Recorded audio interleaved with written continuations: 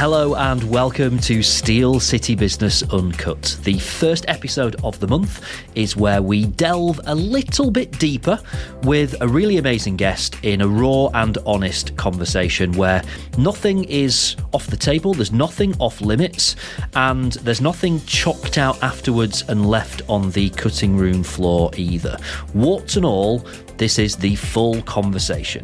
Quick intro from me, I'm James Marriott. I run Sound Media, where I help brands and businesses to create podcasts of their own as part of their marketing output. And I'm joined by Stephen Kenwright to co-host Steel City Business Uncut, who is Strategy Director at Ride Shotgun. Right, without further ado, let's get on with Steel City Business Uncut.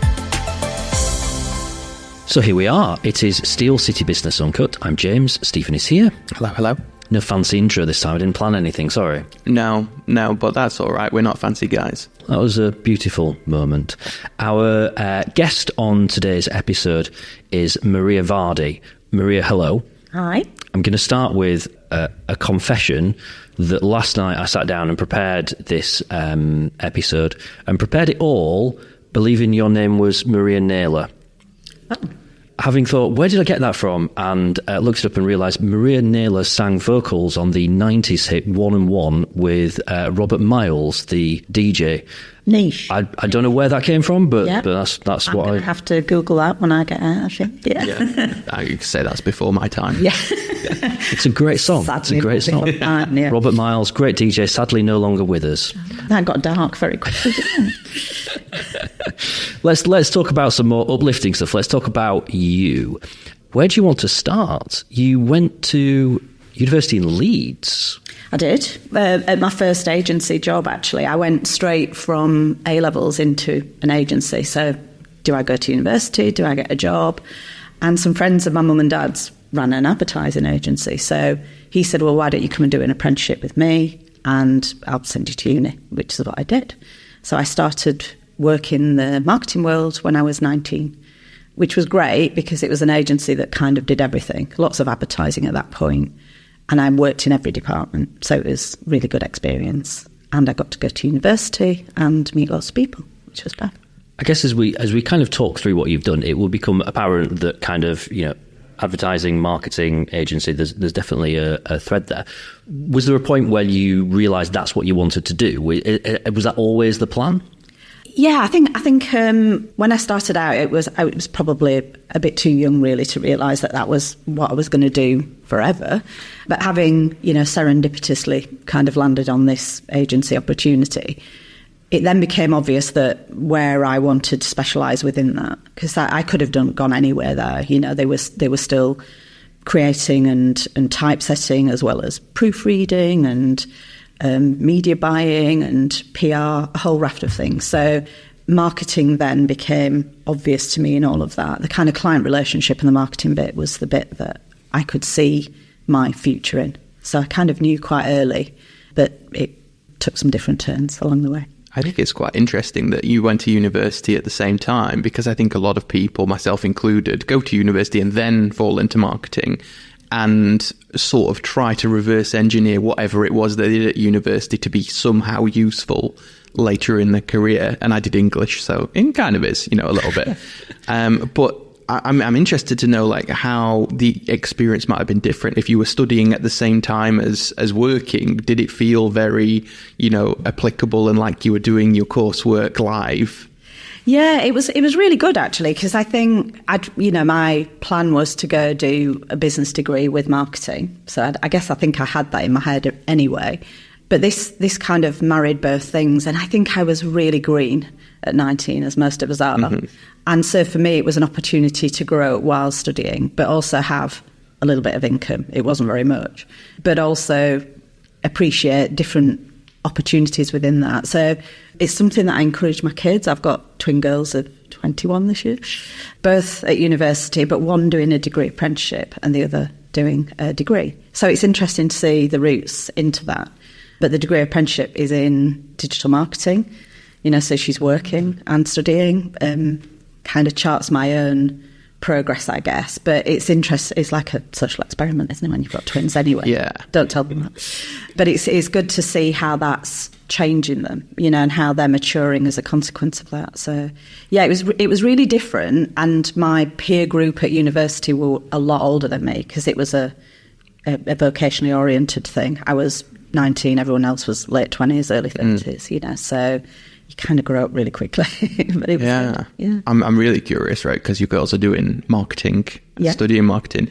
Did you go, this is a great career, you should definitely do this, it's loads of fun? Or did you go, you know what you're getting yourself in for? No, I didn't really. But I guess they're surrounded by, my ex-husband is a musician and was a sound engineer. So, kind of creative from that perspective. They've kind of grown up with me being full-time, kind of working mum, always working, kind of knew what I did, but not really. Mm-hmm. So I've got one daughter actually doing fashion, but she's doing photography and image making and styling. Still quite aligned because it's content for social and marketing. And my other daughter's doing digital marketing. So not really, but I guess it's organic, isn't it? So I think it ends up being, they take from you and you're not really telling them. I think I wanted them to explore things that they loved, which were arts-based things. So I think they were fortunate enough for me to say, you can have a job doing this, don't worry, you don't have to go down the academic route. So they were very creative from an early age. So, being able to harness that and show them that there were different ways to turn that into something that you can get a living from, Talk us through your career then. I worked for an agency for the first 5 years, went to university. Then someone in the business that I worked for left and went to work for Scope Creative Marketing, which became J-Wing actually, in 1991. God, I'm so old. And said at that point, why don't you come and join me? It's a different kind of agency. There's a little bit more going on. It's a little bit more diverse. It was more youthful. The business I was in was very established and very old school. After about 6 months, I met a creative there, David Wood.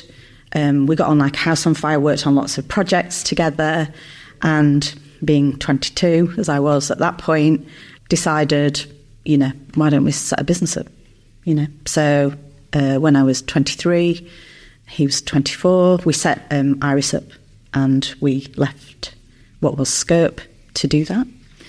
And we did that for 23 years together. So, which was phenomenal, really, to kind of stay friends and stay in business and do that thing. At this point, we're kind of in our 40s and start to think about succession planning. Mm. And we engaged with someone that both David and I had met, Martin Boddy, who'd sold his business into what was DMG Group at that point, but he was the original founder of J-Wing. He became our chairman, and we were on a kind of growth plan with him, succession planning, what that might look like. In year one of a 5-year plan with him, he took the role of chief exec back at J-Wing to kind of re-energise it and refocus it, and approached us to go in and run what was the old Scope Creative Marketing full circle thing. Wow. Back in 2012. David and I did that as joint MDs at J-Wing for a while. It was called 2020 at the time, DMG 2020, part of, multiple acquisition business agency doing lots of different things. And they were going through kind of rationalisation and integration. So we were brought in to revive what was the creative agency part of the business. Lots of things changed over that time, more acquisitions, including Epiphany, integrate those, rationalise those, find ways to make money out of them and make them work together, get people to get on together. There was very little thought given to post-acquisition, what happened when you put a load of people together that have previously been competing. Mm-hmm. So did that for almost 11 years. And then I decided to leave at a point which was opportune, to just take some time out. Mm-hmm. But then Martin Boddy, who becomes a recurring theme in my career, said, I know an agency based down in London that he'd been working with in a kind of fractional sense, a bit of advisory work. And he said, the COO is pregnant and is looking for a mat cover for a year. What do you think? And so I met Jeff, who runs Built Visible, and we got on like house on fire, and I did that for just over a year. And I recently left. Mm-hmm. So I'm back in the kind of job market, but I'm doing some fractional stuff as well. I only worked for them 3 days a week. So I was already doing some fractional stuff with other agencies. So potted history of 30 odd years. Is there a role in there, or maybe a period in a role, that you look back on with the most fondness, the thing that you perhaps most enjoyed doing, or was it the most exciting time? Yeah, and this is going to sound really weird, having spent 23 years in Iris. It was probably that 9-12 months in Scope, because the people that I met there have helped form and shape my life. So they are friends now. They were often older than me, but, were stalwarts in the kind of creative community. And then it kind of set a path for David and I to set Iris up. I look on all of Iris as fondness, and, it's like seeing your child grow up and kind of move on. I think that it was hard going from independence to going and working in a PLC. I can't lie about that. But I think that very short period in Scope kind of shaped me for the marketer that I became and the leader that I became, I think. Yeah. And what kind of era was that? So that was early 90s. Yeah, so there was a lot of positive kind of energy in the UK, I guess. Yeah. The market was buoyant. There was lots happening musically and otherwise, and it was kind of influencing a lot of kind of social culture at that point. So I think it was just a very positive and, vibrant experience, and at a time in your life when you've got no commitments and no worries, So I think I'll look back on that as the point that I kind of gained confidence and the ability to think, right, just set a business up, even though we had no clients and not much of an idea about what we were going to do. So I have to confess, I don't remember a lot about 1991, other than Sheffield Wednesday winning the League Cup, which was a wonderful moment, and getting promoted to what is now the Premier League.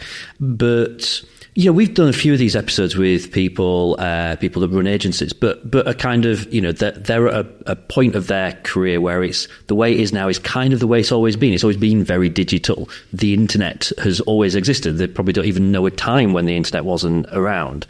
So I kind of feel it's quite unique for us to be sat here with someone that, going back to the early 90s when the word internet was probably, it existed, but no one knew it. Email, like what? Fax machines were probably the height of technology, and maybe pages at a push. How have you seen things change? It's really funny, isn't it? Because I think I'm not a Luddite, and my career has gone from kind of analog to digital, but it's just an enabler, isn't it? An enabler to get things done. So for me, I think the thing that I've always tried to maintain within all of that is it's the relationships, the people that we meet and the clients that we forge great relationships with, and, the networks that work around all of that. So I guess the technology is just a fact of life, it's integrated into everything that we do. So it's just a way of doing things, but it is still about connecting people together and encouraging them to do what we want them to do. Marketing's still the same. So I think getting back to that principle, actually, to some of the younger digital businesses that I've been working with more recently, it's kind of, you forget that, that behind all of this and what the technology enables us to do, it is still about, human connections and people and, influencing them in one way or another. So, yeah, it's been interesting to work in agencies pre the internet. I worked on a Mac in my very first job back in 1989. It was a little 2CI. I think I've still got it in my loft somewhere. That just felt like real progress. Suddenly there were the technology that moved along. So then to having worked through all of that in different agencies has been, really a really good experience. But it kind of charts what's happening with AI too. You see the kind of early adopters and then the kind of maturity of that and what kind of happens when it just becomes a way of doing things. It's not such a big talking point, there's always something on the horizon, isn't there? There is always something new and something changing, and you don't, but it's happening to you in real time. You don't particularly kind of sit down and just go, everything changed today. Like it just, I started working in 99.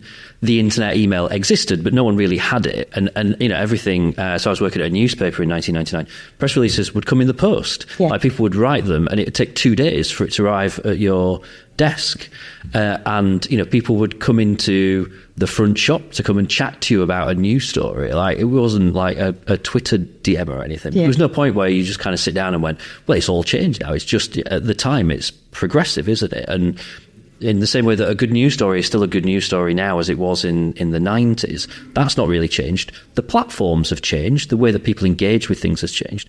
But a good idea is still a good idea. Absolutely. That's never going to really change, is it? Just the way that we then action those things, sitting around a table discussing what a client's trying to achieve and coming up with ideas to make that happen. Kind of still the same sort of process, isn't it? So it's interesting. It's interesting.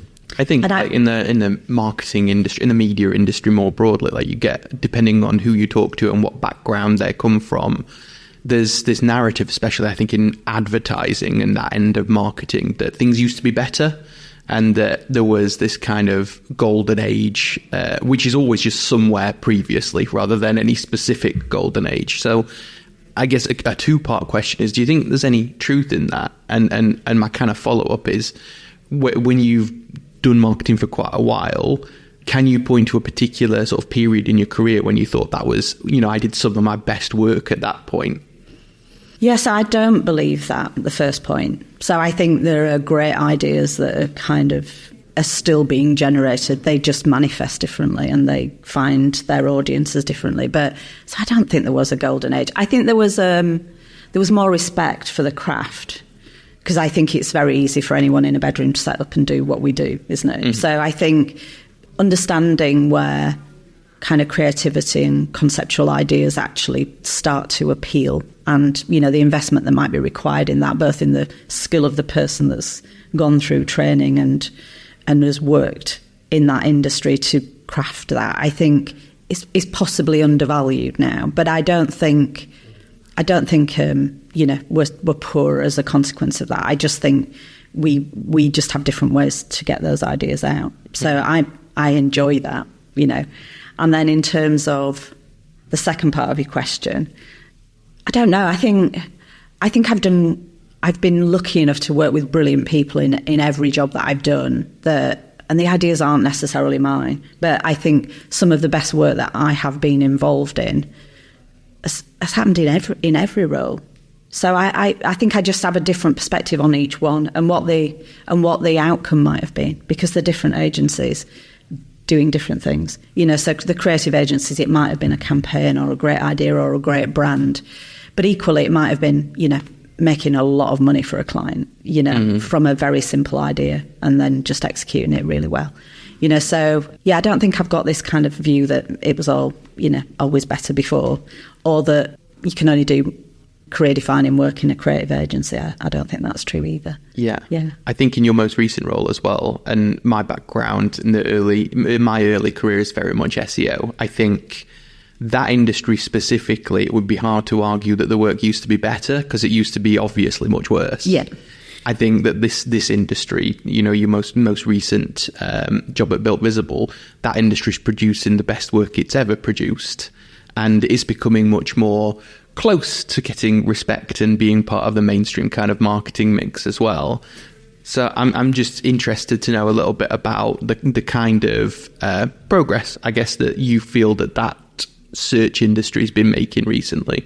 I think it's absolutely critical, isn't it, to great marketing outcomes. So for me, I think it's really important that gets the credibility that it deserves. And having then gone and worked in Integrated that had all of those facets, to go do that in a specialist agency and see how talented and incredibly hardworking those people are to deliver those outcomes for clients. Not always with the right seat at the table in that marketing mix, and some of the big above the line agencies get all the kind of credit and the praise, but we know how hard you have to graft behind the scenes to make those things work, or very often, is the case of fixing things that have not gone right and that need to be put right. I've really enjoyed seeing it from the inside out perspective, actually getting closer to why something works better than something else, from a customer journey point of view. So, but I think I also respect each phase of, those connected journey parts. and I can see when one part's not working, why everything else can fail. The word fractional has come up a few times. I'm quite interested on kind of probing this with you a little bit. So you've talked about doing fractional work in the past, talked about maybe being on the market for something fractional now. I don't know if there's any fractional work that you're doing now. And I've noticed on your LinkedIn, it's something that you've kind of referred to a couple of times in terms of, fractional role, particularly fractional senior roles, very much here to stay.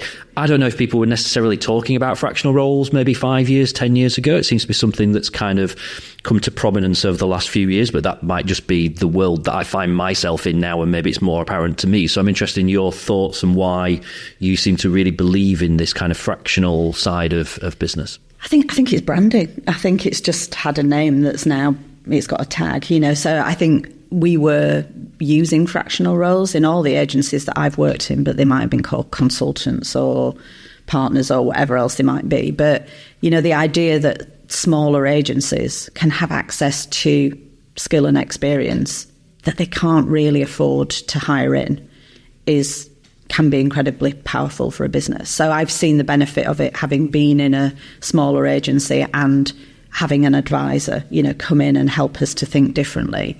So, in my own way, I'm trying to do that. So, as I said, I worked for Built Visible 3 days a week. My other days I made up with smaller kind of agency advisory work, and they're fractional roles. So I'm maybe just once a month. It might be once a fortnight or once a week, depending on their requirement. It's just much more ad hoc, as and when they need that advice to take them from one place to another, and it could be anything. It could be anything from kind of commercial operating models to sales and marketing. Very often is sales and marketing, because I think our industry is obsessed with revenue, and since the kind of rise of the CFO in agencies, we are obsessed with revenue. So everyone talks about revenue. Revenue is often the goal, but that's a weird thing for very often, creative or technical agency owners that are good at their craft to get their head around that. And I think it's actually a bit of a misfire, because I think if you set a commercial goal, it's like, well, how are you going to get there? And it's how you're going to get there is often the bit that's missing. So it's yes, we want to grow, but grow for what? Why do you want to grow? Well, there may be a desire to sell or do an MBO or realise some value, or it might be we're not making enough money, we're finding it hard to kind of stay alive and, keep hold of the people that we want. So it's this idea of there's always a reason behind those motivations, and it's getting to that and then enabling that to happen. So if revenue or the hunt for revenue is your only focus, it's a flawed strategy. So it needs to have something more substantial that gets behind it. So understanding the needs and the requirements, it might be, I just want to get up every day, not worry about where my next job's coming from. I'm a freelancer. How do I do that? How do I have a sustainable income that doesn't see me pedaling so hard to, just stay alive? Or it might be a bigger business that's losing some of its team because it can't really afford to remunerate them at the right level. Or it might be, I want to sell out. I'm 40 something. I want to start to take a back step. How do I get there? So it then comes back to, okay, what are the motivations that sit underneath that? But actually, what's the thing that you do, and how relevant is that, and how sustainable is that in and of itself? Do you have a network or a series of opportunities that are going to provide you with that revenue? And if not, then obviously you need to do something about that. Does everyone know what you do? Is what you do relevant or meaningful or viable anymore? So, it might take that turn. So, kind of giving some of that back from the experiences that I've had in my career in lots of different agencies. I think that's, what fractional can afford agencies and small businesses. Yeah. It's interesting because, it's a fine line, isn't it, between like freelancer on a retainer and what we're talking about in terms of fractional. So when you said it's kind of almost just like a rebrand, I totally see what you mean by that. Interesting there where you talk about particularly, and I hope I'm not misquoting you, tell me if I am, businesses just being quite obsessed, particularly agencies being quite obsessed with revenue. It's kind of natural for a business to probably look at revenue as being its major indicator of success or otherwise. What do you, if you don't think revenue is necessarily the thing that they should be obsessing over, what should they be obsessing over? So I don't think that they shouldn't be conscious of revenue and where it's going to come from and how they're going to sustain it. I just think it shouldn't be the major driver of growth and sustainability, because I think if that is your barometer of success, how much business that you win, how much business are you retaining? How much business are you growing from the portfolio that you've already got? And what's the experience like for both clients and for your team? Have you got a great product? Have you got a great service? Have you got a sustainable business model? How do you compete? What are your differentiators? How, you don't have to be unique, but you do have to have a point of difference. So it's not that I don't think people should be absolutely, conscious of revenue, where it's going to come from and how they're going to look after it. But I don't think it should be the driver as the kind of key to success. Very often, the work that I do, and I've got a separate business venture that's all about a kind of commercial operating model that enables kind of mid-sized agencies that are looking to, exit or realise some value in their business, to have the data that enables them to value that in the right way. So, and this is going to sound mad, but a lot of agency business might not have, particularly small to medium-sized agencies, might not have good operating models that sit below that, so they know really where they make money. And so they might be obsessed with generating new revenue, but actually they're not making profit even on the revenue that they've got. And not understanding that when you're piling more revenue in is really critical. So to understand where you're at now, where you make money, where you're happy to give margin away, because actually it might be a shop window, but understanding that different products and services operate at different margins, and can some of them be more efficient than they are, or are your costs too high for the level of revenue that you've got? Kind of realising some of those and not making decisions on the back of that, not forcing any business to do anything as a consequence of that, just giving them the data and the information that enables them to take a view and decide what they want to do with that is really important. So revenue, obviously, it's the lifeblood, but it's not the only thing. Just pulling on that thread a little bit further and kind of recalling all of the businesses you've worked with, not just agencies, but, clients and any of the companies you've been involved with. What's been, and you don't have to name the company, by the way, but what's been the best way you've seen a proper goal articulated? What's been the best kind of phrase or statement or vision or whatever it might be that kind of gets everyone going the same direction and makes sure that the business is measuring itself the way that it wants to? I think one that's been to some degree co-created and supported internally. Very often these things are decided in a boardroom and then, are kind of disseminated into the teams well or poorly. So worst case scenario, big financial goal, turn that into something that they think is meaningful for the team, go execute it. Wow, whoa, all the things are missing that actually enable people that are working on the ground to realise actually what's the part that I play in that. So I think I've witnessed it. I've not seen the outcome of it entirely in some of the larger agencies that I've worked. I've seen it happen really well in smaller agencies where we have a driving ambition, and then we consult with our teams to make sure that that is something that we can achieve and that everyone's on the same page from very early in that.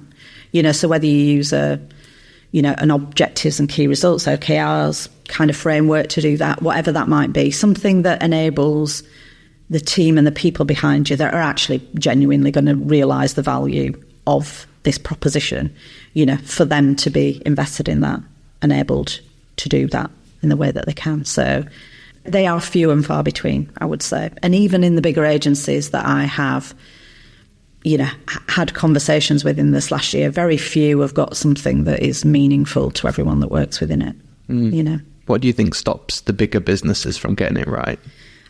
Just a disconnect with the people that work for them. So, understanding how you can build a culture that understands what the business is, what its motivations are, and what its opportunities are, I think it can ride the ups and downs of trading, But I think if you've got a large business that's got a big financial commitment and then just needs to generate revenue to stay alive, and there are people on the ground doing different things for different motivations, it's very hard to sustain success, I think. Yeah, I'd agree with that. I've seen it done really well and seen it done badly as well. One of my previous agencies, Branded 3, when it was merged in with the rest of Kin & Carter, as it became, we were originally kind of part of St. Ives Group, and the whole thing got rebranded as Kin & Carter. And I think Jay, the CEO, did a very good job of pulling people from different areas of the business. And, clearly some of these agencies are 500 people, so he's not going to ask everyone. No. But getting representatives from each of the business to sort of articulate what they are most passionate about and what kind of unites those businesses. And there was a lot of difficult conversation that I think a lot of bigger businesses don't actually have. And one of those was half of the staff were coming from what they believed to be a consultancy and half of the staff coming from what they believed to be an agency. And neither of those liked the concept of the other one, because agency staff viewed those consultancies as they're not doers, they are suits, they are, they're not going to get the job done, and they're certainly not creative. And then the consultancies viewed the agencies as a bit old. Yeah. And a little bit old-fashioned generally. So that kind of trying to actually find a resolution for those things, I think we generally did quite a good job of that. I mean, there's always different ways to do that, but Kin & Carter, as an example, said, well, we're not an agency or a consultancy, we'll call ourselves a connective, which you might argue is kind of avoiding the conversation entirely. But at the same time, it's like at least telling everyone this is what we are, not this, because we don't have these traits and we don't have these traits, but we do have these, and this is what we believe in, started to make it a little bit more tangible. And that's, I think, that kind of conversation is what started to turn that business around and make it grow again. Yeah. And I think you have to, don't you? Whether, and I'm not suggesting that you have to run a program that has everybody with a voice in that. That would be ideal. But I guess where people feel invested and the person that's leading them has a voice at the table that can have influence. That's, influence, we'll keep talking about it today, won't we? But I think it's that, we all need to feel that we've got a voice and that, our opinion is valued. And equally that if we're, the cogs that kind of keep this machine turning, what is my role to the thing, and is the thing something that I can get behind, because you'll often find, people leaving larger, what become more kind of corporate agencies to go back to a halcyon time that they remember maybe in an independent role in a smaller agency.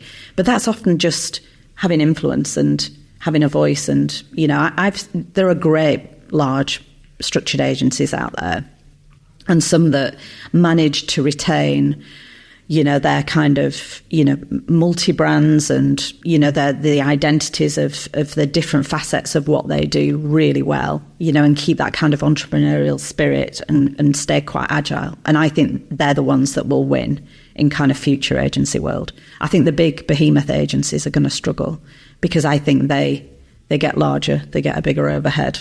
You've then got a job to do just to retain enough revenue to do that without worrying about how everyone's feeling and are they committed to the cause, You think there's a lifespan for the mega agencies? Yeah, I mean, I think there's a comfort in working with those if you're a big brand. There's security in that and stability. And I'm not saying, they're over, by no means, but I think the ones that don't regenerate or look out or diversify will die or they'll shrink, because I think it's really easy just to become obsessed with operations and looking internally, and not looking out enough at what's happened in the market and what people want. Yeah. Definitely. I have a question that I want to ask you, and I have to be careful how I phrase it, but we've been friends for 35 minutes now, so I feel like I know you. So I know, obviously, you've talked about kind of starting work at the beginning of the 90s. You've had quite a few roles. You've talked a little bit about having a couple of other business interests. So I guess there's some kind of passive income stuff that's happening there. So, my brain says where you are right now, if you wanted to, you could probably take it quite easy and just kind of chill out. And, even down to when we invited you to come here today to talk to us and do this podcast, you could have just said, no, I'm not bothered. You've talked about looking for new roles. You're clearly still very passionate about what you do. So what is it that keeps that fire lit? I still love the thing that we do. We're really fortunate, aren't we, to work in this industry that, creates things and, has such great opportunities to meet different people and do different things. I think I'm also regenerated by my kids being in that world for the first time and seeing their reaction to the amazing kind of influence that they can have on, creating something. So it would be easy to kind of hang on my boots a little bit and do something easier and just take a Ned role. But I think I have been so incredibly fortunate to have benefited from people that helped me in my career. I'm not going to say, I'm not a charity. I'm not, it's not going to be totally worthy and selfless. But I think it's a point in my career to help others to do, to realise, the gift of what they've got, to have a more sustainable business, something that can see them through the next 10, 15, 20 years. I mean, the most rewarding thing in my whole career has been seeing the people that I've worked with go on and flourish and do amazing things in other agencies, in big jobs, set other businesses up. There's nothing more rewarding for me. That is not a threat ever, that you've got someone in your midst that wants to go do it for themselves and then go see them do it and take that step and, thrive and succeed, is amazing. A bit of that, really, a bit of, giving something back to the community that's looked after me my entire career, but also, to face challenges and help fix them, Yeah. Okay. Is there a campaign that you've worked on that you are particularly proud of, or maybe a client that you've really enjoyed working with? And I have to say, when I did my notes last night, I've put here in brackets, ask her about Biffa. Yeah, where there's smoke, there's brass, So there are clients that, to all intents and purposes might look really dry or might, not be something that can feel particularly sexy when we're kind of working on it. But I guess it comes back to what's the challenge, right? In terms of what are they facing that they perceive to be a problem that marketing and agencies and creativity and conceptual ideas can help solve. So it doesn't have to be the biggest brands that I've worked on. And sometimes, when you're working on some of those behemoth clients, they can have the most restrictive covenants around what you can actually do in brand guidelines or departmental. It's hard to be free in some of those relationships. So I guess the arts and culture stuff is always really interesting. So, when we won the opportunity to brand Hull City of Culture, I mean, it's a challenge, to kind of put Hull on the map and give Hull a bit of a facelift and a boost, but it was incredible. It was an incredible journey. We did some interviews at the start of the, what the perceptions were of people from Hull about their own city. And there's one particular quote that stands out to me that kind of defined what we had to change was, it's a shithole at the end of the motorway on the edge of the sea. That's how they described their city. For us, it was like, okay, well, that's a good starting point, isn't it? So you start then to think about, okay, how do we get pride back? How do we start to regenerate the region and make something not only great for the time that it lasts, that it's about the cultural festival, but actually what can help to regenerate that city and bring inward investment and have a lasting impact on the city. Those things are really meaningful to me. Because you can see not just the impact of the work and the fact that it's generated lots of income or sales or whatever it might be, but something that's had a cultural impact. You start to harness the personality and use all your kind of marketing skill really to do the thing that helps that city to regenerate, That's nice. Sheffield's gone for City of Culture a couple of times and never got it. I've always been really gutted about that because I kind of feel like I think this would make a really interesting City of Culture. And we've talked a couple of times about what comes next for Sheffield in terms of driving it forward. Being City of Culture would just accelerate that so much. I'm a bit grumpy now. We talked about City of Culture. I don't know. It takes a lot, though. It costs a lot, and it's very distracting, and there's a lot of bureaucracy around it. I don't think it needs City of Culture to thrive and grow. I think I love Sheffield. I've spent my entire career based here, and even though I worked in other places, this is my home, and there's nowhere better. There is nowhere better than Sheffield. My kids experience it at university in Nottingham and Manchester and love where they are and the vibrancy of the cities, but Sheffield's home for them. There's nowhere quite like it in terms of that has, the kind of safety and the greenery and the space, but also, the kind of independent spirit which is beautiful in Sheffield. So part of some of the other fractional roles I do are much closer to the work in the city, and seeing, Cambridge Street Collective win the kind of food hall award this week is amazing, and set up that business from the Milestone next to our Iris building in Kelham, before Kelham, kind of gentrified. Seeing the rise of them in the city and supporting that and seeing what they're giving back and what they're doing as a consequence of that is phenomenal.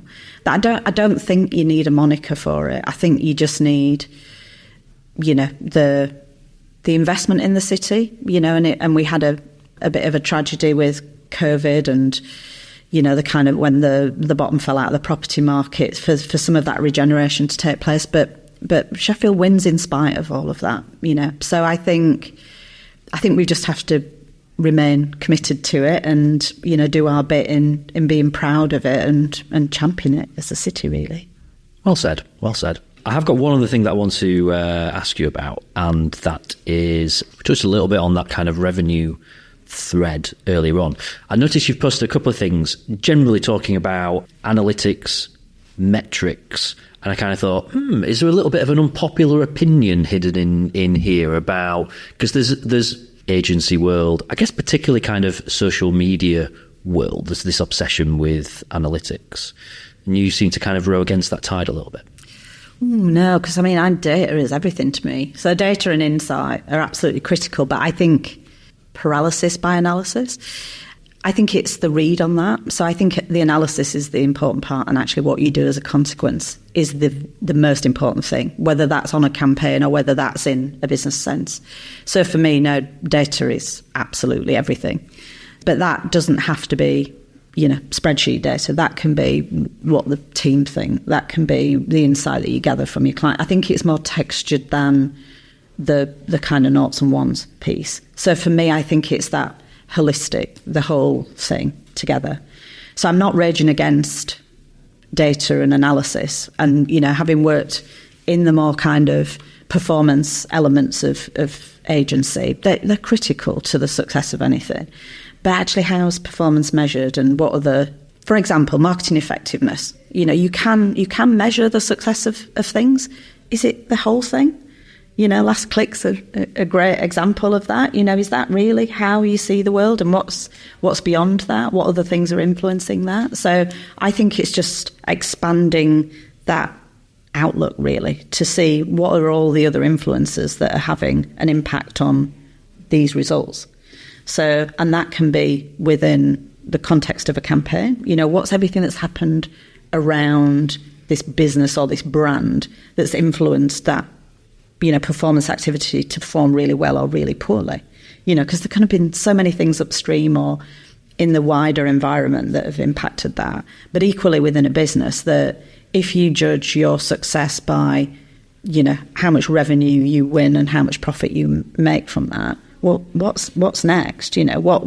What are you doing to look out at what your competitors are doing, or what your market wants from you? What your client's market wants from them. It's about a richer, more textured environment. So I think we lose sight of that sometimes.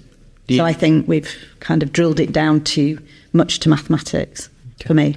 Do you think in general businesses have all the data they need and just don't do the analysis, or are they lacking the capacity to collect that data in the first place? I think they often have the finite data on performance. I think they often lack insight, which is the richer, more textured thing that sits around that. And a view on that, or how to gather that, or even how to have a read on that is sometimes quite difficult. But I think often agency leaders, particularly in bigger agencies, are just moving numbers around on spreadsheets, And the hardest thing for me is to go into a business where, our ambition is to grow from X to X, and it might be 20-30% growth in the course of a very short period of time. Okay, well, doing what? Carrying on doing what you're doing in the way that you're doing it. How, in a depressed economy, how are you going to do that? That is true of lots of agencies. They're setting these astronomical growth targets, doing what they do, and that's just bonkers, isn't it? And I'm not saying that it's not doing what they do as in the services they deliver, but in terms of how they might generate that income or realise that kind of profit margin on it. So I think it's just having a broader view, looking out a little bit more and understanding that actually the noughts and ones absolutely have their place, and you need to be all over that. But equally, what are the other influences that sit around that where you can play that information more accurately? Okay. Well, Maria, Vardy, Not Nailer. I'm hoping off the back of this that there'll be a resurgence of that song in the charts. It'll be number one on iTunes tonight. I think you deserve a special award for being the first guest that we've had to use the word behemoth, which I now realise I do not use in everyday life enough, and that is my homework from today, is to go away and start integrating that into more conversations. So particularly thank you for that. It has been really lovely to hear about some of the amazing things that you've done, your views on things, and I look forward to kind of seeing those future chapters as well as and when they come up. So thank you for your time. It's been really nice to have you with us. Okay, thank you. Thanks very much for listening to this episode of Steel City Business. It's been really lovely to have you with us. Now, you know how this works. If you've enjoyed it and you want in on future episodes, then just follow us on your podcast app or on YouTube. The show is very active on LinkedIn. Just search for Steel City Business and come and connect with me as well while you're at it. Big thank you to The Curious for helping make this podcast happen. There's loads more about the show at steelcity.business, and you can get in touch by emailing James at steelcity.business. And hey, if you're in business in Sheffield, then, well, why not put yourself forward as a guest for a future episode? And of course, we're always open for a good chat about how audio marketing could work for your brand.